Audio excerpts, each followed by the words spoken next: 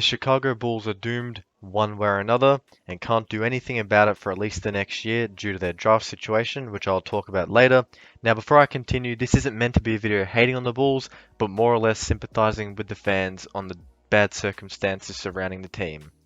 See, the Bulls are glued to the middle, as they currently sit one game outside the play-in in the 11th seed and are in between the solid Washington and the upstart Pacers. Sadly for the Bulls, their run home includes 13 games against teams who have more wins than them at this point at the recording of the video from their last 16 matches. I'll address the obvious. The team did have a great win against the Nuggets, who were 30-4, but with a poor record of 30-36 so far this season, that result is more of an outlier than an indicator of what's to come. And despite a Patrick Beverley injection, which has been a positive, making them 4-3 since acquiring him, they are still a long way away from what they need to be, as in the current play-in format, no 10th-seeded team in the 3 years that the play-in has been contested has won a play-in game, let alone made it to the playoffs from the 10th seed. So if they leapfrog the Wizards for the 10th seed, it'll still be an uphill historic battle. And if it couldn't get any worse for the team, as I'm sure most of you are aware, the Bulls recently informed league sources, including Adrian Wojnarowski, that Lonzo Ball is likely to need a third knee surgery in just over a year, which is a devastating blow for the team, given that there was some hope Lonzo may have returned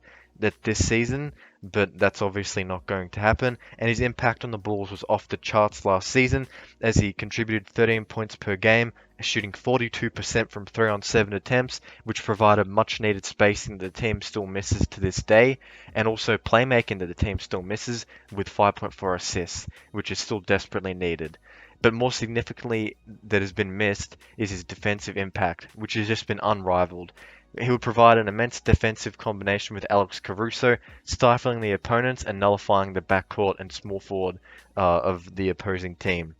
He would also take tough assignments and still post a defensive box plus minus of 1.6, which is well above average, and it would have been the third highest on the team amongst players this season who have played significant minutes. The news of the injury could also push the timetable of Lonzo Ball return to early next season, potentially even in November, and by then we have no clue what version of Lonzo Ball we're going to see, and it's very sad to think about when we realize the groove he was hitting last year, and also what the team overall, as they were 27-13 when Ball went down against Golden State in January, and finished the year 19-23 without him, and have been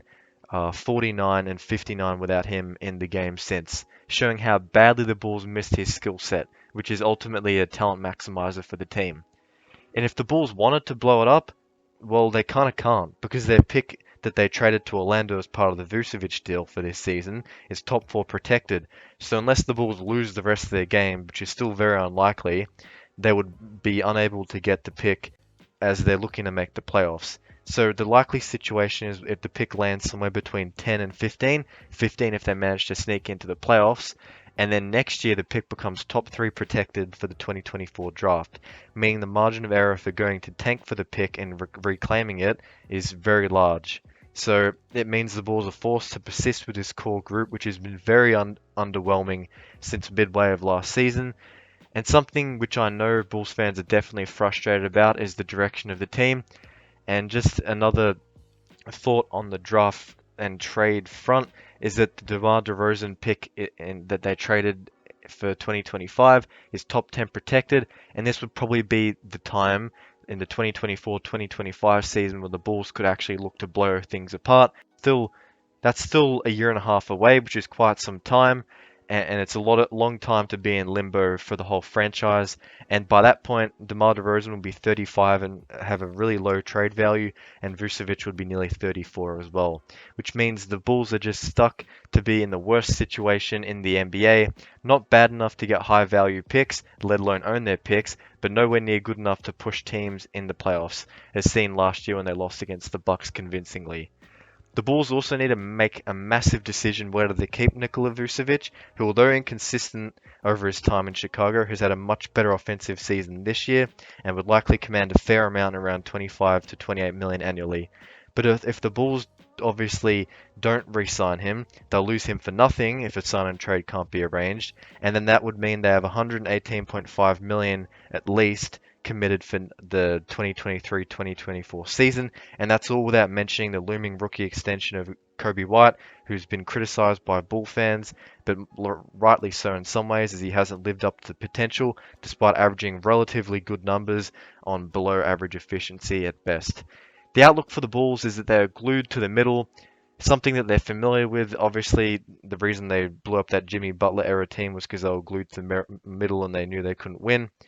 However, the best case for the Bulls, and there's a little bit of optimism, is that Ball returns somewhat like he was before he got injured, and if the team's healthy and whole, they might be able to recapture the form. However, with DeRozan and Vucevic being at least 2 years older by the time they're able to figure things out, it looks unlikely. So it means the Bulls just have to ride out with this core grimly until they can begin a fire sale, much like the Utah Jazz.